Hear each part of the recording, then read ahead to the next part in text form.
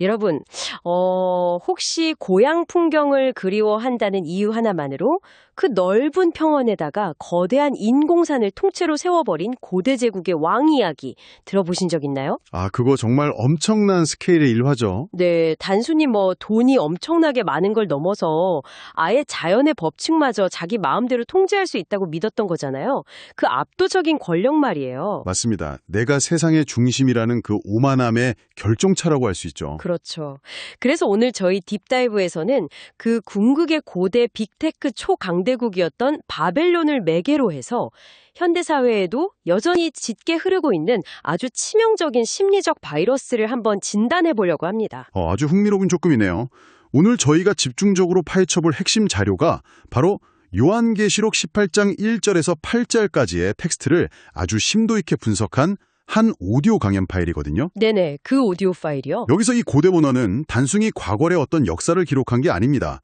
인간이 만들어낸 거대한 경제적, 종교적 구조, 그리고 그 이면에 아주 교묘하게 숨겨져 있는 자기 영광의 추구를 아주 날카롭게 해부하고 있죠. 맞아요. 근데 본격적으로 들어가기 전에 여러분께 한 가지 확실히 해둘 점이 있습니다. 아, 중요한 부분이죠. 네, 오늘 저희의 목표는 이 텍스트를 바탕으로 여러분의 개인적인 삶에 어떤 종교적인 적용을 권유하거나 특정한 신앙적 입장을 설교하려는 게 절대 아닙니다. 철저히 객관적인 관찰자의 입장을 유지한다는 거잖아요. 바로 그겁니다. 저희는 제공된 강연 자료가 이 고대 본문의 상징성을 도대체 어떤 논리와 흥미로운 비유들로 풀어냈는지 오직 그 지적이고 분석적인 통찰만을 집중적으로 아주 객관적으로 살펴볼 겁니다.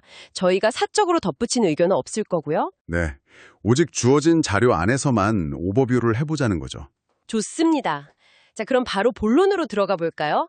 자료를 듣다 보면 바벨론이라는 단어가 진짜 쉴 새 없이 등장합니다. 귀에 못이 박힐 정도죠. 그니까요. 근데 이게 단순히 우리가 옛날 세계사 시간에 배웠던 그 먼지 쌓인 고대 도시? 그것만 말하는 건 아니더라고요. 네, 그 지점이 바로 이 강연의 아주 중요한 출발점입니다. 강연자는 바벨론이 역사적 실체에서 시작해서 어떻게 시대를 초월하는 거대한 상징으로 진화했는지를 먼저 딱 짚어내거든요. 기원전 626년경에 세워진 신바벨로니아 제국, 그거 말하는 거죠? 맞습니다. 특히 그 최전성기를 이끌었던 느부갓네살 2세 시대를 주목해야 하는데요. 이 제국은 단순히 무식하게 군사력만 막 강했던 나라가 아닙니다. 아, 그래요? 그럼 또 뭐가 있었나요? 정복한 수많은 나라들에서 가장 뛰어난 현자들과 지식인들을 싹 다 자기네 수도로 끌어모았어요. 예를 들어 성경에 등장하는 다니엘 같은 엘리트 귀족들 말이죠. 와, 말 그대로 거대한 브레인 드레인, 즉 인재 블랙홀이었던 셈이네요. 엄청난 지식과 부가 한 곳으로 쫙 집중된 거군요. 그렇죠. 모든 엘리트와 자본이 모인 최고의 도시였던 겁니다. 아까 제가 오프닝에서 잠깐 말씀드렸던 그 인공산 있잖아요. 세계 7대 불가사의 중 하나라는 공중정원이 바로 이 시기에 만들어진 거잖아요. 네, 정확합니다. 메디아 출신의 왕비가 향수병에 걸리니까 느부갓네살 2세가 그 척박한 땅에 엄청난 수로를 막 끌어와서 숲을 통째로 재현해냈다는 그 이야기요. 사막 한가운데 물을 끌어올려서 숲을 만든 거니까요. 그니까요. 이건 정말이지 내가 돈과 권력만 있으면 자연의 이치도 얼마든지 바꿀 수 있다. 이런 압도적인 자기과시 아닙니까? 바로 그 압도적인 사치와 영광의 이미지 때문에 바벨론이 거대한 상징성을 획득하게 되는 겁니다. 여기서 강연자가 예레미야 51장 9절을 하나 인용하는데요. 어떤 구절이죠? 거기서 바벨론을 온 세계를 취하게 하는 금잔이라고 묘사합니다. 세상의 돈과 쾌락, 그리고 성공주의가 완벽하게 결합된 아주 화려한 악의 도시를 상징하는 결정체가 된 거죠. 온 세계를 취하게 하는 금잔이라 표현이 진짜 강렬하네요. 그래서 초기 기독교인들은 자신들을 핍박하는 당대의 거대한 로마 제국을 직접적으로 비판하기가 너무 위험하잖아요. 아, 대놓고 욕하면 바로 잡혀가니까. 네. 그러니까 로마를 지칭하는 일종의 비밀 암호로 이 바벨론이라는 명칭을 차용했다고 강연자는 설명합니다. 아하.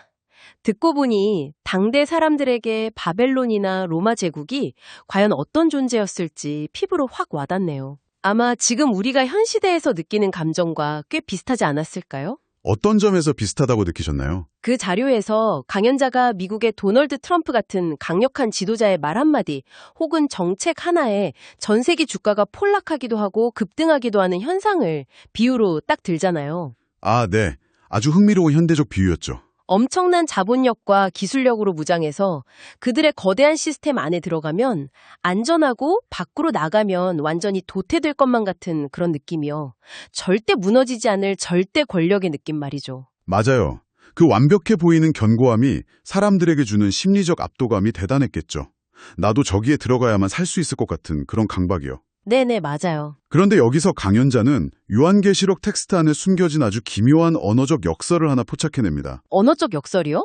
그게 뭔가요? 요한계시록이나 이사야서 같은 예언서들이 이 절대 무너질 것 같지 않은 바벨론의 멸망을 선언할 때 앞으로 무너질 것이다 라는 미래 시제를 쓰지 않는다는 겁니다. 아, 예언이면 당연히 미래 시제여야 하는 거 아닌가요? 그게 상식이죠.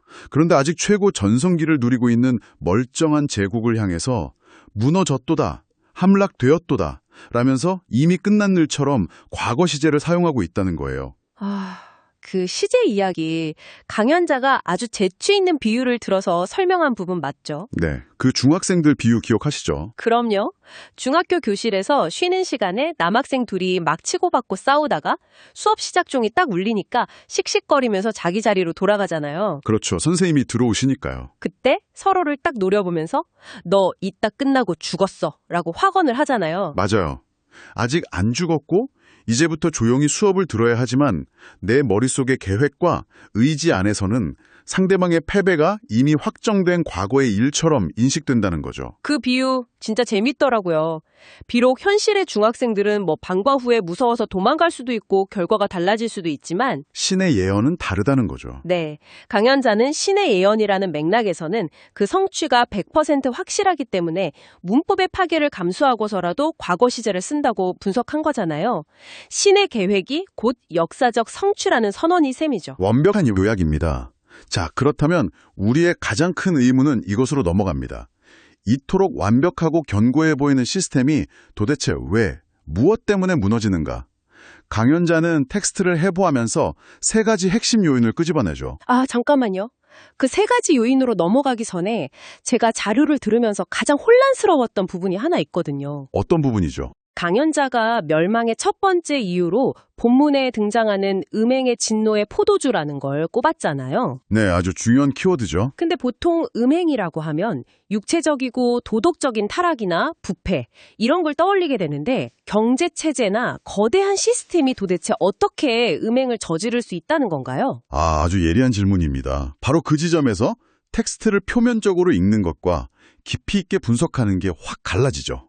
그런가요? 강연자는 이 음행이 단순한 육체적 쾌락의 문제가 아니라고 단언합니다. 고대 로마나 바벨론 시대의 실질적인 무역 환경을 한번 상상해 보시죠. 네, 시장에서 장사하는 상황이요? 당시의 상인으로서 시장에서 물건을 팔고 막대한 부를 축적하려면 필수적으로 상인 길드에 가입하거나 황제를 신으로 숭배하는 제위에 무조건 참여해야만 했습니다. 그러니까 시장이라는 그 거대한 경제 시스템에 참여할 자격을 얻기 위해서 자신이 원래 믿고 있던 절대적인 가치나 신앙을 버리고 황제 숭배라는 체제의 룰에 순응해야만 했군요. 정확합니다. 강연자는 이것을 경제적 안전과 부를 대가로 신이 없는 삶의 원칙을 자발적으로 받아들이는 구조적 타협이라고 아주 예리하게 해석합니다. 구조적 타협이요?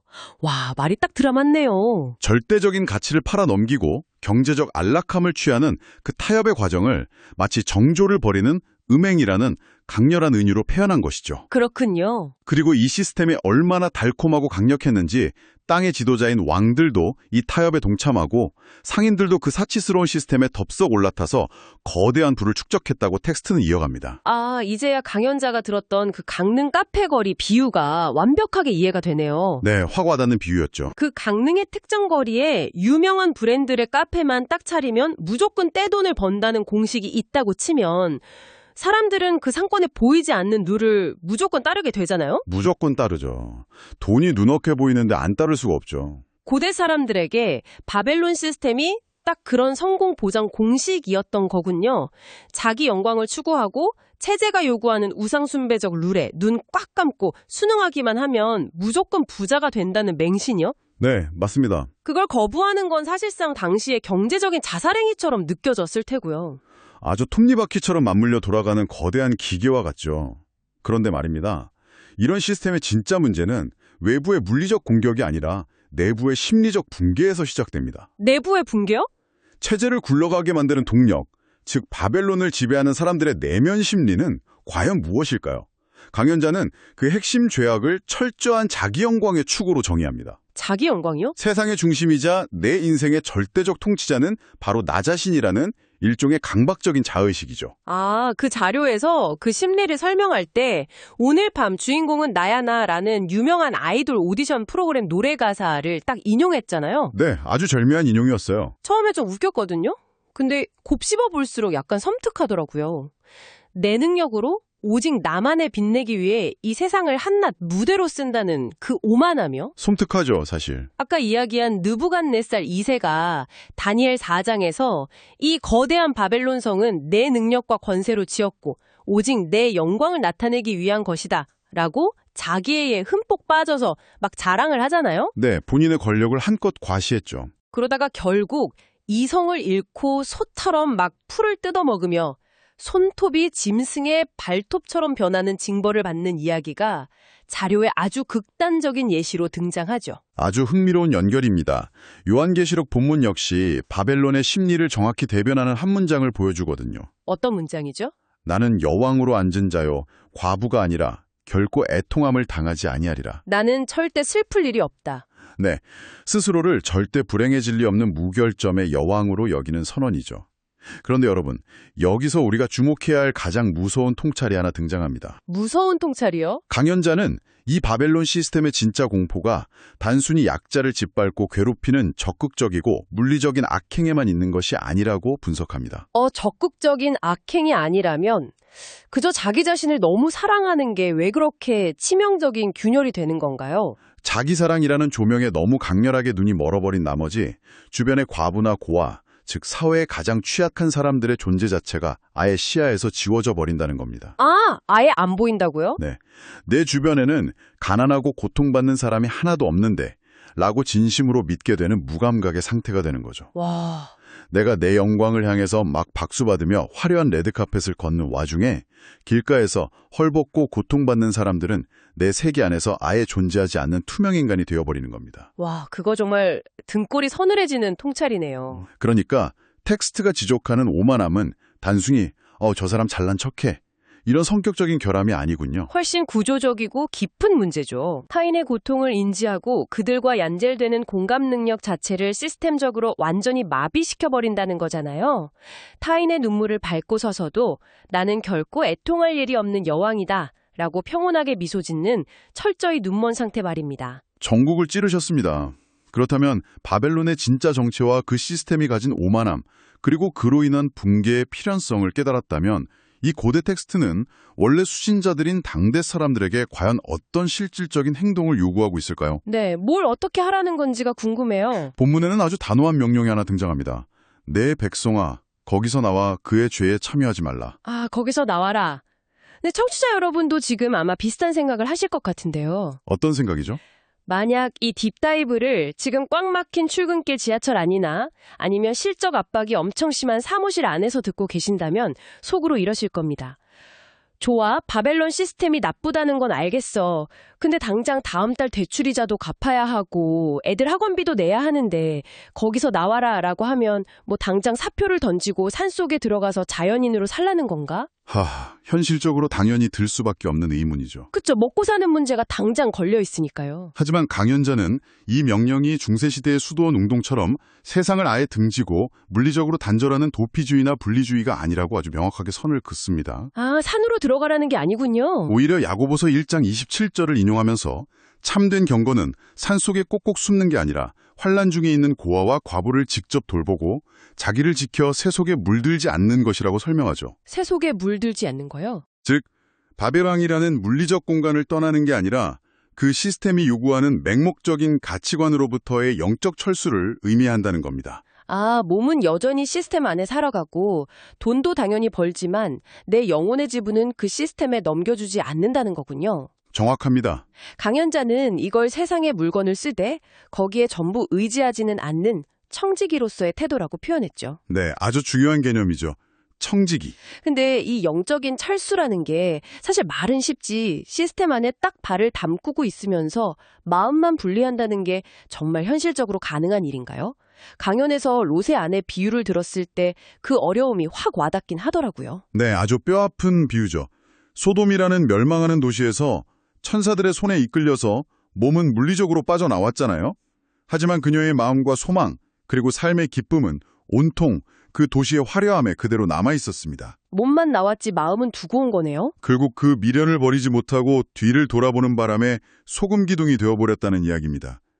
강연자는 이 고대의 비유를 현대인의 심리에 아주 날카롭게 접목시키죠. 네, 그 부분에서 마약이나 15초짜리 유튜브 쇼츠에 중독된 도파민 중독자 비유가 나오잖아요. 진짜 머리를 한 대 세게 맞은 기분이었어요. 공감하는 분들 많으실 겁니다. 바벨론의 시스템이 주는 즉각적인 보상과 쾌락의 뇌가 완전히 절여진 상태를 묘사한 건데 우리가 잠시라도 휴대폰을 내려놓으면 막 불안해서 미칠 것 같고 결국 다시 주게 되듯이 세상이 주는 성취나 경제적 성공의 룰에서 딱 한 발짝 물러나는 순간 엄청난 불안감을 느낀다는 거죠. 네, 불안함의 본질을 아주 정확히 짚어냈습니다.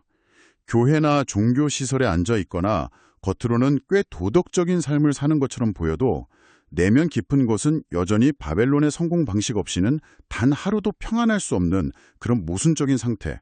겉과 속이 다른 상태요. 몸은 빠져나왔으나 영혼은 철저히 종속된 현대판 로세 아내들이 많다는 아주 뼈아픈 지적입니다. 그런데 이렇게 듣다 보면 자연스럽게 아주 크고 철학적인 질문 하나가 떠오릅니다. 애초에 인간이 이렇게 쉽게 중독되고 타협할 수밖에 없이 나약하다면 절대자는 도대체 왜 우리를 이런 지독한 바벨론 한가운데 그냥 내버려 두는 걸까요? 마침 강연의 말미에 그 질문에 대한 완벽한 브릿지가 하나 등장합니다. 한 새신자가 강연자에게 던진 아주 도발적이고도 오래된 질문이었죠. 아, 그 질문이요? 신은 전지전능해서 아담과 하와가 타락할 것도 다 아셨을 텐데 왜 애초에 에덴 동산에 선악과 같은 걸 두셔서 이 사다를 만드셨나요? 맞아요. 아니 어차피 실패할 거 뻔히 다 아시면서 왜 굳이 그 나무를 거기에 눈에 띄게 심어두셨냐는 거잖아요. 이게 오늘 우리가 다루는 요한계시록의 바벨론 이야기랑 도대체 어떻게 연결되는 거죠? 본질적으로 완전히 똑같은 메커니즘을 묻고 있기 때문입니다. 어차피 멸망할 이 악하고 유혹적인 바벨론 세상에 왜 당신의 백성들을 그냥 살게 두시는가? 강연자는 이 상황 자체가 맹목적인 복종을 요구하는 강압이 아니라고 분석합니다. 강압이 아니다. 선악과든 바벨론의 부귀영화든 그 선택지들이 존재하는 이유는 결국 인간에게 너는 진정 누구냐? 라는 정체성의 질문을 던지기 위함이라는 것이죠. 아, 그러니까 바벨론의 화려한 네온사인과 압도적인 경제력 한가운데서 우리를 억지로 막 끌어내는 게 아니라 우리 스스로 이 거대한 기계의 부품이 되기를 거부하고 자발적으로 나는 내 인생의 절대 주권자가 아니라 누군가를 위해 이 물질을 사용하는 청지기다 라는 정체성을 선택하기를 기다리신다는 거군요. 그렇습니다. 시스템이 강요하는 탐욕의 룰에 휩쓸리지 않고 스스로의 자유의지로 영적 철수를 선택할 때 그때 비로소 타인의 고통이 눈에 들어오기 시작한다는 겁니다. 시야가 열리는 거군요. 그것이 이 고대 텍스트가 바벨론의 멸망이라는 좀 거친 언어를 통해 궁극적으로 전하고자 하는 인간 회복의 메시지라고 강연자는 전체 내용을 갈무리하고 있습니다. 자, 청취자 여러분, 오늘 딥다이브를 통해 우리는 요한계시록 18장의 오디오 강연 자료를 아주 객관적이고 밀도 있게 분해해 보았습니다. 네, 흥미로운 여정이었죠. 이 텍스트가 단순히 고대의 예언을 넘어서 경제적 안락함을 위해 절대 가치를 타협하게 만들고 자기 영광에 취해 타인의 고통을 투명인간 취급하게 만드는 인간 시스템의 본질을 얼마나 날카롭게 해부했는지 짚어봤죠. 네, 맞습니다. 그리고 물리적 도피가 아닌 영적 철수라는 청지기적 삶의 태도가 어떻게 우리를 그 시스템의 중독에서 구출해낼 수 있는지도 살펴봤습니다. 고대 문헌의 상징을 빌려서 현생 인류의 구조적 맹점과 그 안에서 살아가는 개인의 심리적 취약성을 동시에 진단한 아주 예리한 분석이었습니다.